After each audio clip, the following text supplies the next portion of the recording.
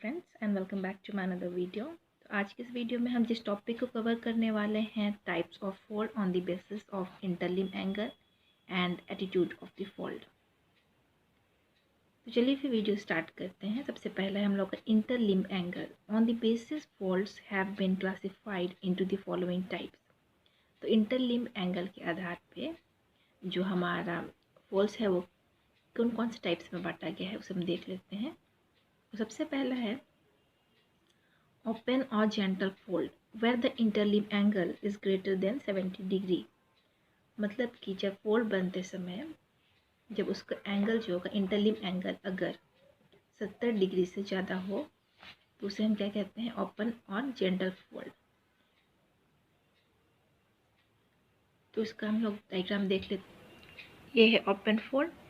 तो जब फोल्ड बनते समय दोनों लिम्ब का के बीच का जो सिंक्लाइन फोल्ड है उस पर एंगल जो है 90 डिग्री से अधिक और 180 डिग्री से कम होता है तो उसे हम ओपन फोल्ड कहते हैं, जहाँ पे एंगल आपका 120 से 70 डिग्री तक हो सकता है। और ये है आपका जेंटल फोल्ड, जहाँ पे कि ये जो एंगल है वो आपका 180 से 120 डिग्री तक होता है। फिर हमारा दूसरा है closed fold where the interlimb angle is between 30 to 70 degree. तो जहाँ पे कि आपका इंटरलिम्ब एंगल जो होगा अगर वो 30 से 70 के बीच में 70 डिग्री के बीच बनता है तो वो उसे क्या कहते हैं, क्लोज्ड फोल्ड्स। और उसके बाद हम लोग का tight fold where the interlimb angle is below 30 degree. तो जहाँ पे आपका इंटरलिम्ब एंगल 30 डिग्री नीचे रहता है उसे हम टाइट फोल्ड कहते हैं। और उसके बाद हम लोग का cylindrical fold when the profile is essentially semicircular and remains constant when traced along their axis। तो जब प्रोफाइल जो होता है वो अनिवार्य रूप से अर्धवृत्ताकार होता है और उनके एक्सिस के अलोंग ट्रेस करने पर कांस्टेंट या मतलब स्थिर रहता है तो उसे हम क्या कहते हैं, सिलेंड्रिकल फोल्ड। तो अब इन तीनों का हम एक एक करके डायग्राम देख लेते हैं। ये है क्लोज्ड फोल्ड। तो जब फोल्ड बनता है उस समय कंप्रेशन अधिक होने की वजह से ये फोल्ड हैं वो एक दूसरे के नज़दीक बनते हैं और जो इनका जो ढलान होता है वो भी क्या होता है, बहुत शार्प होता है। और तो इसमें क्या होता है कि कंप्रेशन बहुत अधिक होता है और इसकी वजह से ये जो है बहुत ही अधिक पास पास बनते हैं और इनके बीच का एंगल जो होता है वो 30 डिग्री से कम होता है। ठीक है, देखिए ये है सिलेंड्रिकल फोल्ड और ये क्या होता है, सेमी सर्कुलर होता है, लेकिन इसके हिंज लाइन क्या होता है, स्ट्रेट होता है और ये फोल्ड एक्सिस के पैरेलल होता है। ठीक है, तो इंटरलिम्ब एंगल के बेसिस पे ये हमारे 4 टाइप्स थे। अब हमारा दूसरा है जो है वो है एटीट्यूड ऑफ द फोल्ड। तो एटीट्यूड ऑफ द फोल्ड के आधार पर देखते हैं कितने भागों में बांटा गया है। Chiefly 5 types of folds have been recognised on the basis age. तो एटीट्यूड ऑफ द फोल्ड के आधार पे इसे 5 टाइप्स में बांटा गया है। सबसे पहला है प्लंजिंग फोल्ड।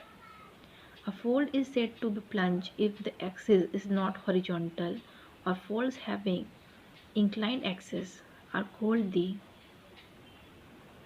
plunging folds।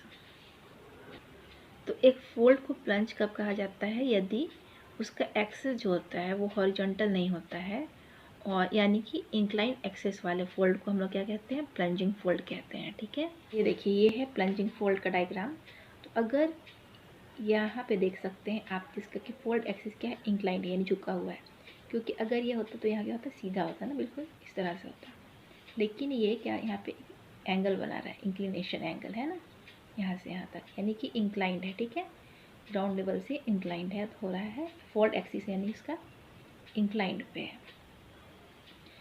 तो ये इंक्लिनेशन जब हो रहा है इसलिए इसका एक्सिस क्या होता है, वो इंक्लाइंड एक्सिस होता है, तो उसे हम क्या कहते हैं, प्लंजिंग फोल्ड कहते हैं। और ये आउटक्रॉप में ये इस तरह से आपका शो करता है। ठीक है, उसके बाद हमारा दूसरा है non plunging fold. The axis of fold may be horizontal और inclined, anticlines and synclines whose axes are horizontal are said to be non-plunging fold। तो एक्सिस ऑफ फोल्ड हॉरिजॉन्टल या इंक्लाइंड हो सकती हैं, एंटीक्लाइन और सिंक्लाइन जिनकी axis क्या होती है, हॉरिजॉन्टल होती है, उसे नॉन प्लंजिंग फोल्ड कहते हैं। फिर हमने यहाँ पे देख रहे हैं कि यहाँ पे है एंगल ऑफ प्लंज।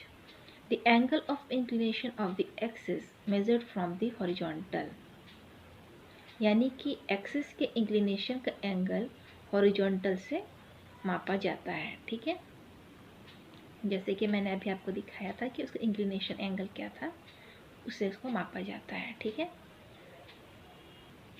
उसके बाद दूसरा है direction of plunge. The direction in which this axis is inclined is called the direction of plunge, यानी कि जिस दिशा में यह एक्सिस झुका हुआ होता है उसे डायरेक्शन ऑफ प्लंज कहा जाता है। चलिए फिर नॉन प्लंजिंग फोल्ड का डायग्राम देख लेते हैं। तो ये देखिए, ये है नॉन प्लंजिंग फोल्ड। यहाँ पे आप देख सकते हैं कि ये जो फोल्ड एक्सिस है बिल्कुल ही हॉरिजॉन्टल है और ये किसी भी तरह का कोई इंक्लिनेशन एंगल शो नहीं कर रहा है। तो इसकी वजह से इसे हम क्या कहते हैं, नॉन प्लंजिंग। प्लंजिंग का मतलब होता है इंक्लिनेशन एंगल। तो जब इसमें इंक्लिनेशन एंगल नहीं बन रहा है तो इसीलिए हम इसे क्या कहते हैं, non plunging fold.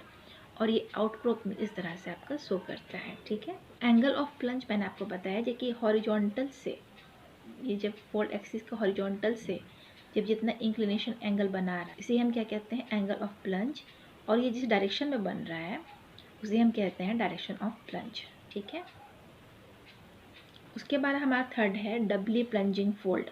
A fold that plunges in the opposite direction either away from और टुवर्ड अ सेंट्रल पॉइंट। एक ऐसा फोल्ड जिसके प्लंजेस हैं जो एक दूसरे से विपरीत दिशा में या तो दूर या तो फिर केंद्रीय बिंदु यानी सेंट्रल पॉइंट की ओर होता है, उसे ही हम क्या कहते हैं, डबली प्लंजिंग फोल्ड। इसका डायग्राम देख लीजिए। देखिए डबली प्लंजिंग फोल्ड इस तरह से होगा। इसमें आपके दो फोल्ड एक्सिस आपको दिखाई दे रहे हैं, देखिए जो एक दूसरे से क्या है। डबली प्लंजिंग फोल्ड इस तरह का डायग्राम होगा जिसमें आपको दो फोल्ड एक्सिस दिखाई दे रहे हैं और इसका डायरेक्शन क्या है, एक दूसरे के ऑपोजिट होता है या तो फिर एक दूसरे की ओर भी हो सकता है। तो उसे हम क्या कहते हैं, डबली प्लंजिंग फोल्ड। उसके बाद हमारा फोर्थ है periclinal structure. It commonly includes two structures namely dome and basin. तो पेरिक्लाइनल स्ट्रक्चर, तो इसमें दो तरह के स्ट्रक्चर आते हैं, डोम और बेसिन। तो पहला है डोम, जिसे पेरिक्लाइन भी कहा जाता है। Dome may be defined as a fold or anticline structure where the dip radially outward in all directions from the center. तो डोम को एक अपफोल्ड या एंटीक्लाइन स्ट्रक्चर के रूप में भी जाना जाता है, क्योंकि यहाँ पर क्या होता है कि केंद्र से सभी दिशाओं में रेडियल के रूप में डिप के है बाहर की ओर होते हैं। ठीक है, in such a case the strata are said to have a quaquaversal dip. तो ऐसे केस में जो स्ट्राटा है उसको क्या कहा जाता है, क्वाक्वावर्सल डिप कहा जाता है। अब इसका डायग्राम देख लेते हैं। देखिए ये है डोम का डायग्राम। और डोम क्या है, एक एंटीक्लाइन या अपफोल्ड होता है जो नीचे की ओर अवतल या कनकेव होता है। और यहाँ पे आप देख सकते हैं कि यहाँ से केंद्र से, सेंटर से, तो सेंटर से सभी दिशाओं में जो डिप होते हैं वो क्या होते हैं, बाहर की ओर होते हैं। ठीक है, और इस तरह ये, तो इस तरह के हम स्ट्रक्चर को क्या कहते हैं, डोम कहते हैं। इस तरह के स्ट्रक्चर को हम लोग डोम कहते हैं। बाद है बेसिन। अ बेसिन में बी डिफाइंड एज अ डाउनफोल्ड और सिंक्लाइनल depression where the beds dip radially inward towards the center. It is also known as centric line. तो जहाँ पे बेड जो होता है वो रेडियल रूप से अंदर की ओर यानी केंद्र की ओर झुकते हैं, उसे हम क्या कहते हैं, बेसिन कहते हैं। ठीक है, और इसे सेंट्रिक लाइन के रूप में भी जाना जाता है। और इसमें क्या होता है कि एक्सेस ऑफ प्लंजेस जो होते हैं वो सीधे क्या होते हैं, नीचे डिप ऑफ प्लेन से क्या होते हैं, नीचे की ओर यानी कि गहराई की ओर जाते हैं। ठीक है, ये है बेसिन का डायग्राम। इसमें क्या हो रहा है कि जो डिप है वो अंदर की ओर, केंद्र की ओर क्या हो रहे हैं, रेडियल रूप से झुक रहे हैं।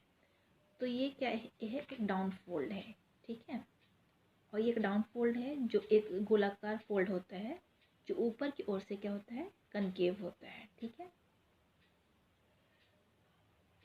तो उसके बाद जो हमारा लास्ट है फोल्ड है वो है reclined fold. Here the axis of plunges directly down the dip of the axial plane. The dip of the axial plane is between 10 and 80 degree and is equal to the plunge of the fold axis. तो यहाँ पे जो होता है axis of plunge क्या होता है, सीधे एक्सियल प्लेन के डिप से नीचे की ओर होते हैं और एक्सियल प्लेन का जो डिप होता है वो 10 से 80 डिग्री के बीच में होता है और फोल्ड एक्सिस के प्लंज के बराबर होता है। ठीक है, इसका डायग्राम देख लेते हैं। तो ये देखिए, ये है डिक्लाइन फोल्ड जिसका कि एक्सिस और एक्सियल प्लेन क्या होता है, एक ही दिशा में होता है और इसे ही हम क्या कहते हैं, डिक्लाइन फोल्ड। आज का वीडियो यहीं तक। आज के वीडियो में हमने इंटरलिम्ब एंगल और एटीट्यूड ऑफ ए फोल्ड के बेसिस पर टाइप्स ऑफ फोल्ड देखा। अगर आपको ये वीडियो समझ में आया है, अच्छा लगा है, तो मेरे वीडियो को लाइक, शेयर और सब्सक्राइब करें। Thank you.